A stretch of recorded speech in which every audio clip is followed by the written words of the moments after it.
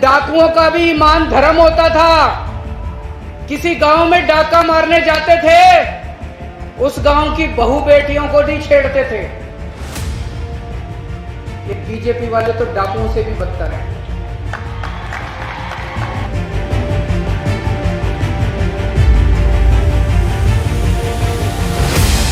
इन्होंने हमारे समाज की बहू को भी गिरफ्तार कर लिया। ये पूरे आदिवासी समाज के लिए अपमान की बात है। मैं आपसे पूछना चाहता हूं, इस अपमान का बदला लोगे कि नहीं लोगे? इस बारे में चुप नहीं बैठना। अगर हम चुप बैठ गए तो बीजेपी के हौसले बुलंद हो जाएंगे। बीजेपी को डर लगता है कि अगर चेतर वसावा आगे बढ़ गया तो ये आदिवासियों के हक की बात करने लगेगा, आदिवासियों को हक दिलाना चाहता है। कोने कोने से आए हुए सभी भाइयों, बहनों, माताओं, बुजुर्गों, बच्चों, आप सब लोगों को मेरा नमस्कार, सबको मेरा प्रणाम, जय जोहार। इतनी धूप में आप इतनी देर से बैठे हुए हैं, हमारी बातचीत सुनने के लिए आप सब लोगों का दिल से मैं आभार व्यक्त करता हूं। दोस्तों, मैं दिल्ली से आया हूं। मेरे साथ पंजाब के मुख्यमंत्री भगवंत मान साहब आए हैं। हम अपना सारा कामकाज छोड़ के आज आप लोगों से मिलने आए हैं और कल हम जेल में चेतर वसावा से मिलने के लिए जाएंगे।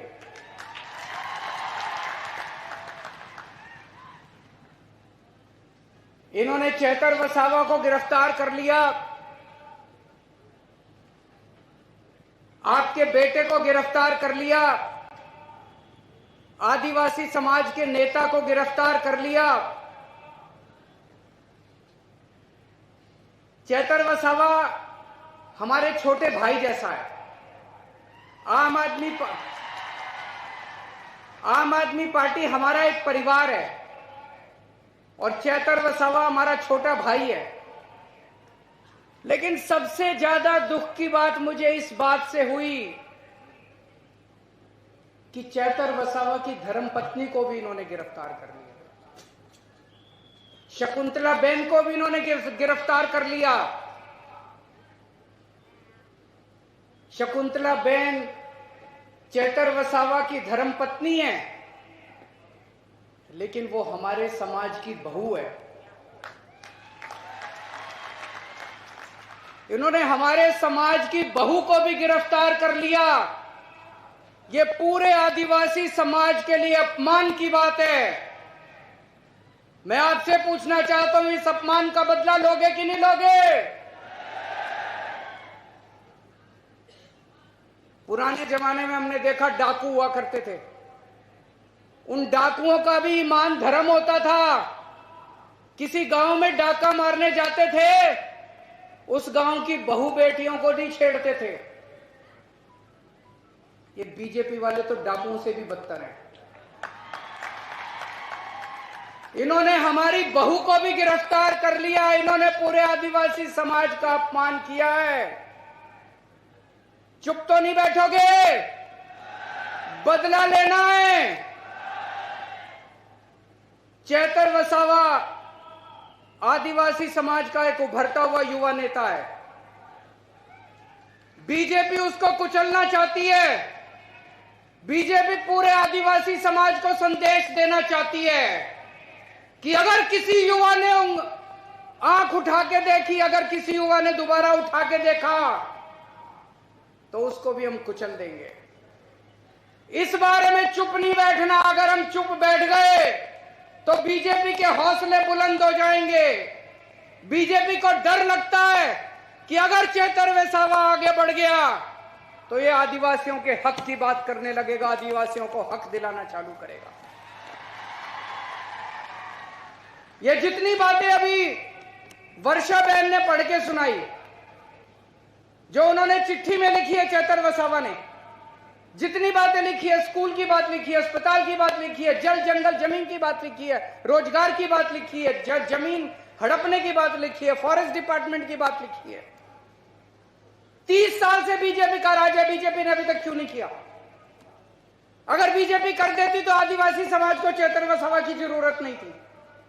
बीजेपी ने नहीं किया, इसीलिए चेतर वसावा को इनके लिए आवाज उठानी पड़ी। दोस्तों, बीजेपी आदिवासी समाज के खिलाफ है। बीजेपी आदिवासी समाज से नफरत करती है। बीजेपी आदिवासी समाज से शुरू से उनके खिलाफ है। मैं आपसे पूछना चाहता हूं, 30 साल से बीजेपी का राज है गुजरात में। आज यहां इतने आदिवासी गांव से लोग आए हुए हैं, हजारों लाखों लोग आए हुए हैं। 30 साल में बीजेपी ने आपके गांव में कुछ किया? कोई सड़क बनवाई, कोई स्कूल बनवाया, कोई अस्पताल बनवाया, किसी को नौकरी दी? कुछ नहीं किया बीजेपी ने 30 साल के अंदर, कुछ नहीं किया। और 30 साल वोट दे दो बीजेपी को, कुछ नहीं करने वाली, बेड़ा गर्क कर देगी आदिवासी समाज का ये बीजेपी। चेतर वसावा का क्या कसूर है? क्यों उसको जेल में डाला इन्होंने? क्योंकि चेतर वसावा गरीबों और मजदूर आदिवासी लोगों को उनका हक दिला रहा था। जब फॉरेस्ट डिपार्टमेंट वाले आपकी जमीनें हड़पने के लिए आते हैं तो चेतर वसावा बीच में खड़ा होकर आपकी रक्षा करता है, आपकी जमीन की रक्षा करता है। जब फॉरेस्ट डिपार्टमेंट वाले आपके ऊपर फर्जी एफआईआर करते हैं तब चेतर वसावा पुलिस वालों से आपके लिए लड़ता है। जब आपके स्कूल नहीं बनते, मुझे बताया गया कई स्कूल ऐसे हैं जिसमें एक भी टीचर नहीं है, कई स्कूल ऐसे हैं जिसमें एक टीचर है। चेतर वसावा अपने लिए लड़ाई नहीं लड़ रहा, चेतर वसावा आपके बच्चों की लड़ाई लड़ रहा है। दोस्तों, अभी उन्होंने चिट्ठी में लिखा कितने सरकारी अस्पताल है, मुझे पता चला यहां के सिविल अस्पताल को प्राइवेट कर रहे हैं, किसी बड़े साहूकार को अस्पताल दे रहे हैं। अगर हमारे घर में कोई बीमार हो जाएगा, हम कहां जाएंगे? वो अमीर आदमी, प्राइवेट आदमी तो पैसे लेगा, बड़े बड़े पैसे लेगा। दिल्ली के अंदर हमने सारे सरकारी अस्पताल शानदार बना दिए। दिल्ली के अंदर अब गरीब हो चाहे अमीर हो, सबका इलाज मुफ्त कर दिया। यही गुजरात में होना चाहिए कि नहीं होना चाहिए? इसी के लिए तो लड़ रहा है चेतर वसावा। आदिवासी समाज के लिए इतना हजारों लाखों करोड़ का पैसा आता है, केंद्र सरकार से आता है, गुजरात सरकार से आता है। कहां जाता है सारा पैसा? एक भी पैसा अपने गांव में नहीं आता, एक भी पैसा हमारे ऊपर खर्च नहीं होता। सारा पैसा चोरी कर लेते हैं ये लोग, सारा पैसा चोरी कर लेते हैं ये लोग। इसी के खिलाफ चेतर वसावा लड़ाई लड़ रहा है, इसी के खिलाफ चेतर वसावा आवाज उठा रहा है। इसलिए उन्होंने उसको पकड़ के जेल में डाल दिया कि अगर ये ज्यादा बोलेगा तो हमारी लूट, हमारा डाका बंद हो जाएगा। दोस्त, इसीलिए उन्होंने उसको जेल में डाला। ये कसूर है चेतर वसावा अपने नहीं लड़ रहा, चेतर वसावा अपने लिए नौकरी नहीं मांग रहा, चेतर वसावा अपने बच्चों के लिए नौकरी नहीं मांग रहा, चेतर वसावा आदिवासी समाज के एक एक आदमी के लिए लड़ रहा है। दोस्त, आज पूरे गुजरात में अगर बीजेपी एक आदमी से डरती है तो उसका नाम है चेतर वसावा। मैं बीजेपी को कहना चाहता हूं, बीजेपी वालों, आने वाले समय में चेतर वसावा तुम्हारा काल बन के निकलेगा, तुम्हारा सत्यानाश करेगा बीजेपी का चेतर वसावा जिस दिन बाहर आएगा। या तो उसको छोड़ दो, नहीं तो आज से गुजरात के अंदर बीजेपी की उल्टी गिनती शुरू हो गई है। उस पे ये लोग दबाव डाल रहे हैं चेतर वसावा पे। मुझे संदेश आया था चेतर वसावा का, उस पे दबाव डाल रहे हैं बीजेपी में शामिल हो जाओ, तुमको मंत्री बना देंगे, बीजेपी में शामिल हो जाओ, तुमको करोड़ों रुपया देंगे, आम आदमी पार्टी छोड़ दो। दोस्तों, आज अगर चेतर वसावा बीजेपी में शामिल हो जाए, उसको कम से कम 100 करोड़ रुपया मिलेगा, उसको मंत्री पद मिलेगा। लेकिन चेतर वसावा ने कहा, मैं मर जाऊंगा, मैं अपने समाज के साथ धोखा नहीं करूंगा। उसने आपको नहीं छोड़ा, आपके परिवार को नहीं छोड़ा, आपके समाज को नहीं छोड़ा। चेतर वसावा ने कहा मुझे चाहे 10 साल 15 साल जेल में रखो, अपने समाज के साथ धोखा नहीं करो, अपने समाज के साथ धोखा नहीं करो। वो चाहता तो ऐशोआराम कर सकता था, करोड़ों रुपए की कोठी खरीद सकता था, गाड़ियां खरीद सकता था, पैसे ले सकता था, मंत्री, लेकिन उसने ऐसा नहीं किया। वो आपके लिए खड़ा, आपके लिए लड़ रहा है, अपने लिए नहीं लड़ रहा। चेतर वसावा शेर है। और बीजेपी वालों, शेर को ज्यादा दिन पिंजरे में नहीं रखा जा सकता। जिस दिन शेर बाहर निकलेगा उस दिन तुम्हारी खैर नहीं है।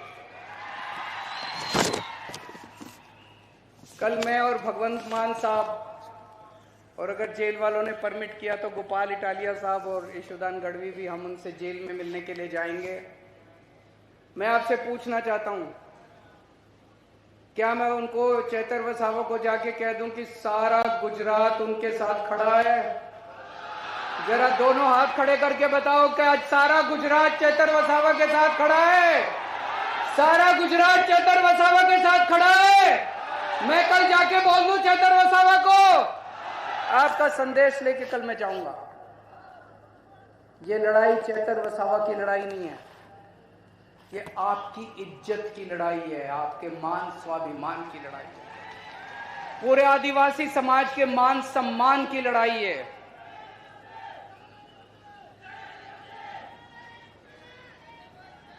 अगर आज आप चुप रहे, अगर आज आप बैठे रहे, तो ये बीजेपी वालों के हौसले बुलंद हो जाएंगे। कल अगर कोई भी युवा आदिवासी समाज से खड़ा होगा तो उसको कुचल दिया जाएगा।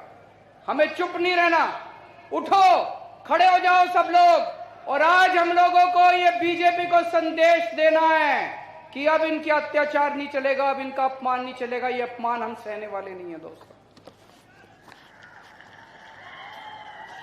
दोस्तों, आज मैं ऐलान करना चाहता हूं, आम आदमी पार्टी की तरफ से आने वाले लोकसभा चुनाव में भरूच सीट से चेतर वसावा लोकसभा का चुनाव लड़ेंगे।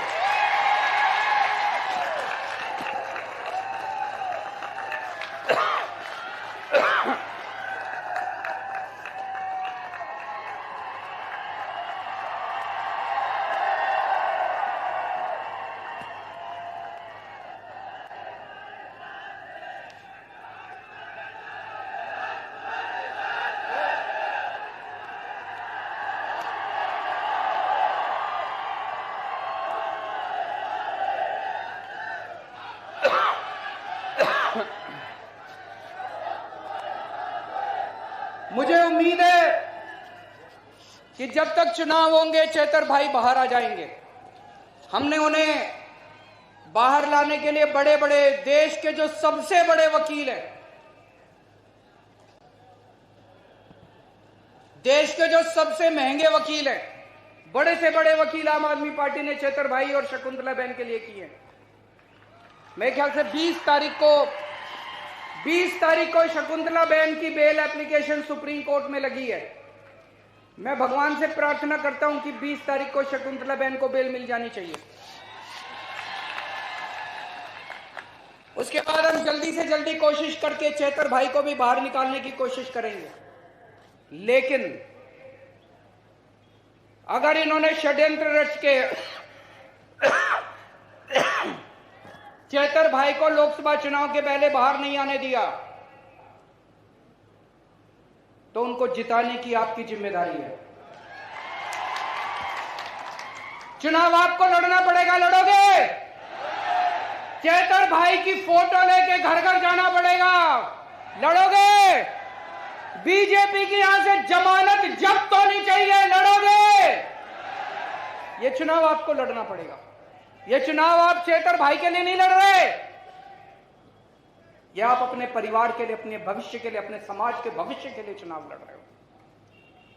तो चाहे वो जेल में रहें, चाहे वो बाहर रहें, हमें चेतर भाई को दिल्ली में लोकसभा में भेजना है।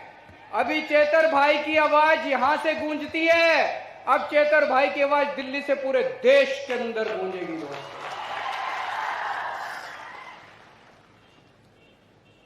कल हम जाएंगे चेतर भाई से मिलने के लिए और मैं पूरी उम्मीद करता हूं वो जल्द से जल्द बाहर आएंगे। और बीजेपी के उल्टी गिनती शुरू हो चुकी है। कहते हैं ना, जब पाप का घड़ा भर जाता है, गीता में भी लिखा है कि जब पाप का घड़ा भर जाता है तो फिर ऊपर वाला अपनी झाड़ू चलाता है। ऊपर वाले ने झाड़ू चलानी शुरू कर दी है। लास्ट में मैं एक नारा बोलूंगा, एक नारा लगाएंगे। मैं बोलूंगा जेल के ताले टूटेंगे, आप बोलना चेतर वसावा छूटेंगे। जेल के ताले टूटेंगे, जेल के ताले टूटेंगे, जेल के ताले टूटेंगे। लेटेस्ट खबरों के लिए सब्सक्राइब करें हमारा YouTube चैनल